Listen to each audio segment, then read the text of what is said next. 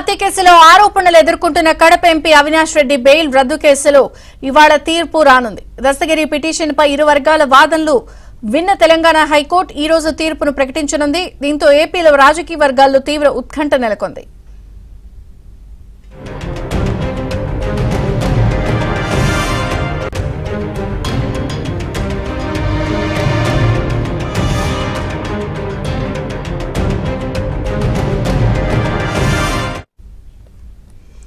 వివేక హత్య కేసులో అప్రూవర్ గా మారిన నిందితుడు దస్తగిరి అవినాష్ రెడ్డి వల్ల తనకు తన కుటుంబానికి ప్రాణహాని ఉందని వెంటనే అతని ముందస్తు బెయిల్ ను రద్దు చేయాలని హైకోర్టును ఆశ్రయించాడు.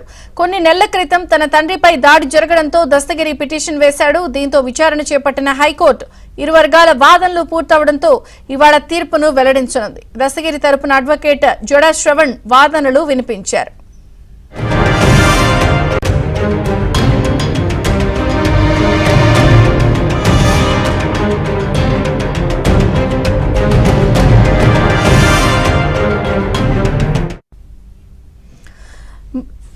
ప్రధానంగా ఈ రోజు కోర్టులో పిటిషన్ కి సంబంధించిన విచారణ జరగబోతోంది. సర్వత్రా ఉత్కంఠ నెలకొంది.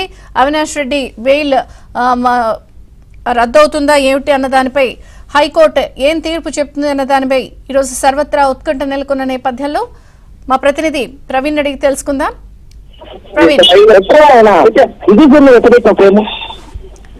ప్రవీణ్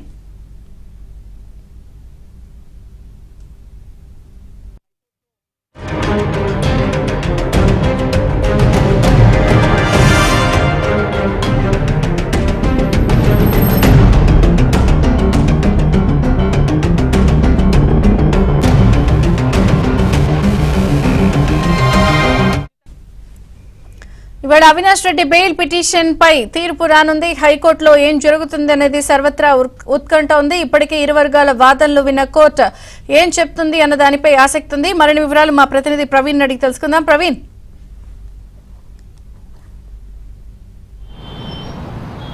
అవినాష్ రెడ్డి ముందస్తు బెయిల్ రద్దు చేయాలని కోరుతూ ఇప్పటికే తెలంగాణ హైకోర్టులో దాఖలైనటువంటి పిటిషన్కు సంబంధించి సుదీర్ఘంగా వాదనలు కొనసాగాయి. వాదనల తర్వాత నేడు ఇరు వాదనలు విన్నటువంటి కోర్టు మరికొద్దిసేపట్లోనే తెలంగాణ హైకోర్టు కీలకమైనటువంటి తీర్పును వెల్లడించేటువంటి అవకాశం ఉంటుంది. ఇప్పుడున్నటువంటి పరిస్థితుల్లో అవినాష్ రెడ్డి ముందస్తు బెయిల్ పైన బయట ఉంటే ఖచ్చితంగా సాక్షులను ప్రభావితం చేస్తున్నాడు. మరోవైపు ఈ కేసులో అప్రూవర్గా ఉన్నటువంటి దస్తగిరికి సంబంధించిన కుటుంబ సభ్యులను కూడా బెదిరింపులకు దిగుతున్నారు. కాబట్టి అవినాష్ రెడ్డి ముందస్తు బెయిల్ను రద్దు చేయాలంటూ కూడా సుదీర్ఘంగా అప్రూవర్గా మారినటువంటి దస్తగిరి తరపు న్యాయవాది జడా శ్రవణ్ తన వాదనలు కూడా వినిపించడం జరిగింది. మరోవైపు అవినాష్ రెడ్డి ముందస్తు బెయిల్ క్యాన్సిలేషన్ విషయంలో సునీత తరపు న్యాయవాది కూడా తన వాదనలు వినిపించారు. ఇక సిబిఐ కూడా స్పష్టంగా తన వాదనలు వినిపించింది.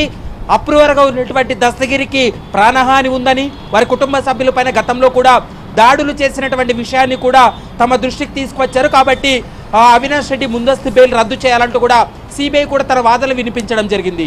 ఇరు వాదనలు విన్నటువంటి కోర్టు మరికొద్దిసేపట్లోనే తెలంగాణ హైకోర్టు కీలకమైనటువంటి తీర్పు వెల్లడించేటువంటి అవకాశం అయితే కనబడుతుంది. ఎన్నికల సమయంలో ఇప్పుడు అవినాష్ రెడ్డి ఈ కేసులో బయట ఉంటే ఖచ్చితంగా అప్రూవర్గా మారినటువంటి దస్తగిరితో పాటు వారి కుటుంబ సభ్యులు, మరోవైపు సాక్షులను కూడా ప్రభావితం చేస్తూ ఉన్నాడు. వాటికి సంబంధించినటువంటి ఆధారాలన్నింటినీ కూడా సిబిఐకి అందించమనేటువంటి అంశాన్ని ప్రస్తుతం అయితే జడా శ్రవణ్ తన వాదనలో వినిపించడం జరిగింది. మరోవైపు ఈ కేసులో అంటే అప్రూవర్గా ఉన్నటువంటి దస్తగిరి మరొక కేసులో తను కడప జిల్లా జైల్లో ఉన్నటువంటి సమయంలో కూడా ఈ కేసులో కీలక నిందితుడిగా ఉన్నటువంటి దేవిరెడ్డి శివశంకర్ రెడ్డి కుమారుడు చైతన్యారెడ్డి తనను ప్రలోభాలకు గురి చేశారని జైల్లో ఉన్నటువంటి సమయంలో తను డాక్టర్గా లోపలికి వచ్చి తనకు డబ్బులు ఆఫర్ చేశాడు. ఈ కేసులో అంటే కావాలనే ఉద్దేశపూర్వకంగా సిబిఐ అధికారులు తనపై దాడి చేసి ఈ విధంగా స్టేట్మెంట్ ఇప్పించారు, ఈ విధంగా అప్రూవర్గా మార్చారంటూ కూడా మీడియా ముందు చెప్పాలని తనపైన తీవ్ర ఒత్తిడికి గురి చేశారు. తనకు డబ్బులు ఇస్తామంటూ కూడా కొంత ప్రలోభాలకు గురి చేశారనేటువంటి అంశాన్ని కూడా కోర్టు దృష్టికి కూడా తీసుకురావడం జరిగింది. ఇక సునీత తరపు న్యాయవాది కూడా తన వాదనలు వినిపించినటువంటి సమయంలో ఒకే అంశాన్ని చెప్పడం జరిగింది. ఈ కేసులో కీలకంగా ఉన్నటువంటి వ్యక్తి అవినాష్ రెడ్డి కాబట్టి ఈ కేసులో తను బయట ఉన్నట్లయితే సాక్షాలను ప్రభావితం చేసేటువంటి అవకాశం ఉంటుంది. కాబట్టి తన యొక్క బెయిల్ను రద్దు చేయాలంటూ కూడా సునీత తరపు న్యాయవాది కూడా తన వాదనలు వినిపించారు. సిబిఐ, సునీత, ఈ కేసులో పిటిషనర్గా ఉన్నటువంటి అప్రూవర్గా ఉన్నటువంటి దస్తగిరి ముగ్గురు యొక్క వాదనలు విన్న తర్వాత కోర్టు ఈరోజు ఒక కీలకమైనటువంటి తీర్పును వెల్లడించేటువంటి అవకాశం అయితే ఉంది.